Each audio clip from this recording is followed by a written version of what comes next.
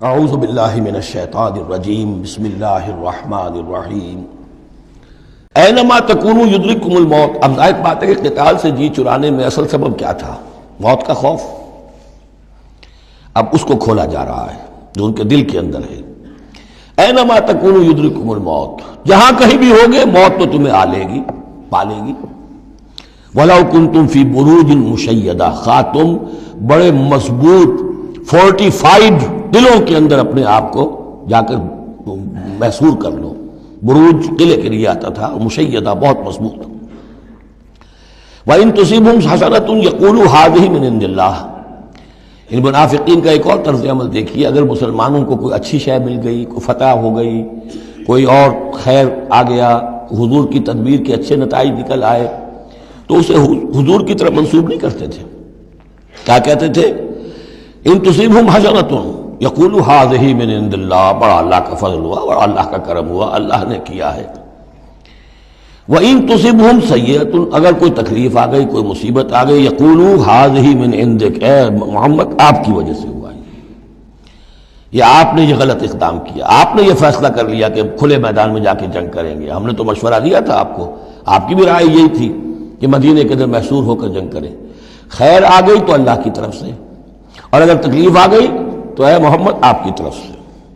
قل کل من عند اللہ، کہہ دیجئے یہ سب چیزیں، خیر ہو، شر ہو، تکلیف ہو، آسانی ہو، مشکل ہو، جو بھی صورت میں سب اللہ کی طرف سے ہیں۔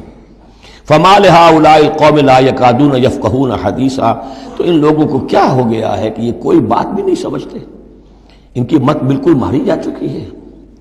اب یہاں جو اگلی آیت ہے اس کے بارے میں کافی قول ہیں، لیکن جو میرے نزدیک راجح ہے وہ میں بیان کر رہا ہوں کہ اس میں تحویل خطاب ہے۔ شروع میں جو خطاب کیا جا رہا ہے وہ ان مسلمانوں کو جن کی طرف سے یہ کمزوری یا نفاق ظاہر ہو رہا تھا۔ ما اصابک من حسنۃ فمن اللہ وما اصابک من سیئۃ فمن نفسک۔ دیکھو اے مسلمان، جو بھی کوئی خیر تمہیں ملتا ہے تمہیں یہی کہنا چاہیے اللہ کی طرف سے، اگرچہ خیر بھی اللہ کی طرف سے اور شر بھی اللہ کی طرف سے۔ یہ تو جو ہمارے ایمان کا ہے وہ ایمان مفصل، والقدر خیرہ وشرہ من اللہ تعالی والبعث بعد الموت، ہمارا ایمان اس پر ہے۔ لیکن طریقہ کیا ہے انسان کے لیے، ادب کیا ہے، صحیح کیا ہے؟ وہ یہ ہے کہ خیر ملے اللہ کا فضل ہے، اور اگر کوئی خرابی ہوئی ہے میری کسی غلطی سے ہوئی ہے، مجھ سے کوئی کوتاہی ہوئی ہے، مجھے اللہ تعالیٰ نے کوئی تعدیب فرمانی چاہیے۔ وَأَرْسَلْنَاكَ لِلنَّاسِ رَسُولًا، اور اے نبی ہم نے آپ کو تو لوگوں کے لیے رسول بنا کر بھیجا ہے۔ ایک یہ قول ہے کہ اس میں تحویل خطاب ہے، ایک یہ کہ درمیانی ٹکڑے میں بھی خطاب تو حضور سے ہی ہے لیکن استجاب کے انداز میں، اچھا تو جو انہیں خیر مل جائے تمہیں وہ تو ہے اللہ کی طرف سے، اور جو کوئی برائی آ جائے تو اے نبی آپ کی طرف سے ہے۔ کیا بات یہ کہہ رہے ہیں جبکہ اللہ نے آپ کو تو رسول بنا کر بھیجا ہے؟ تو یہ دو تعبیریں ہیں اس کی، میرے نزدیک پہلی تعبیر راجح ہے۔ وَكَفَى بِاللَّهِ شَهِيدًا، اور اللہ تعالیٰ کافی ہے گواہ کے طور پر یا مددگار کے طور پر۔ مَن يُطِعِ الرَّسُولَ فَقَدْ أَطَاعَ اللَّهَ، جو کوئی اطاعت کرتا ہے رسول کی، جس نے اطاعت کی رسول کی اس نے اطاعت کی اللہ کی۔ یہ ٹکڑا بہت اہم ہے، اس لیے کہ اس کے ساتھ ہی آپ حدیث اپنے دماغ میں ٹانک لیجئے، اپنے ذہن میں، اس لیے کہ یہ جو کام تھا سارا کا سارا ایک جماعتی زندگی کے تحت ہو رہا تھا، اور اس میں رسول جو ہے صلی اللہ علیہ وسلم وہ جنگ میں ہے تو کمانڈر ان چیف ہے، لیکن کمانڈر ان چیف کے ساتھ دوسرے چھوٹے کمانڈرز بھی تو ہوتے ہیں، میمنہ پر، میسرہ پر، قلب پر، عقب پر، ہر اول دستے پر کون ہے؟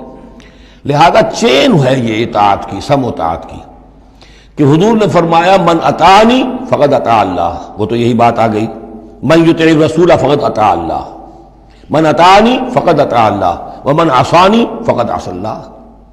جس نے میری اطاعت کی اللہ کی اطاعت کی، جس نے میری نافرمانی کی اللہ کی نافرمانی کی۔ ومن اطاع امیری فقد اطاعنی، جس نے میرے مقرر کردہ امیر کی اطاعت کی اس نے میری اطاعت کی۔ ومن عصى امیری فقد عصانی، اور جس نے میرے معین کردہ امیر کی مخالفت کی یا اس کی نافرمانی کی اس نے میری نافرمانی کی۔ تو یہ چین چلے گی اوپر سے نیچے تک، جو بھی جماعت ہوگی، لشکر ہوں گے، اس میں جو ہے رینکس ہوں گے، اس میں کارڈرز ہوں گے، اسی طریقے سے یہ سم و طاعت جو ہے اس کی ایک زنجیر چلتی چلی جائے گی۔ ومن تولی فما ارسلناک علیہم حفیظا، اب جو اس سے منہ موڑ دیں، روگردانی کریں، تو اے محمد صلی اللہ علیہ وسلم، ہم نے آپ کو ان پر داروغہ بنا کر یا ذمہ دار بنا کر نہیں بھیجا ہے، وہ پھر اپنا معاملہ اللہ کے ہاں جا کر وہ خود اس کا محاسبہ جو ہے فیس کریں گے۔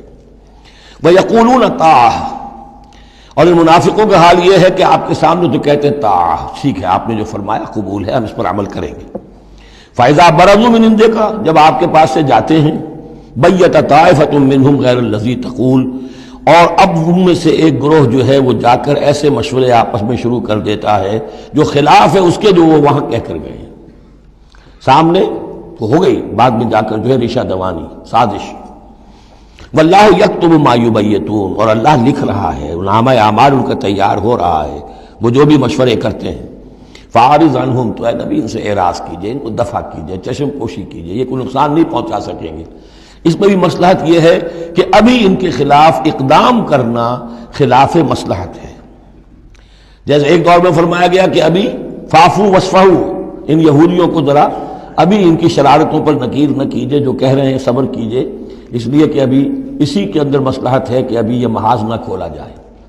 اسی طرح ان کے بارے میں کہا کہ آرزنو، ابھی ذرا کچھ عرصے کے لیے، یہاں الفاظ تو نہیں ہے وہ عرصے کے لیے، لیکن نتیجے کے طور پر، اس لیے کہ غزوہ تبوک کے بعد پھر حضور نے ان پر گرفت شروع کی، تو وقت آ گیا کہ اس کے بعد ان کے پردے چاک کر دیے گئے، جو پردے پڑے رہے تھے اب تک وہ پردے اٹھا دیے گئے تھے۔ فَأَعْرِضْ عَنْهُمْ وَتَوَكَّلْ عَلَى اللَّهِ، اور آپ اللہ پر توکل کیجئے، وَكَفَىٰ بِاللَّهِ وَكِيلًا، اللہ کافی ہے سہارے کے طور پر۔ یعنی ان کی یہ ریشہ دوانیاں، ان کے یہ مشورے، ان کی یہ سازشیں، یہ سب جو ہے پادر ہوا ہیں، اور یہ سب نسیاں منسیہ ہو جائیں گی، آپ فکر نہ کیجئے۔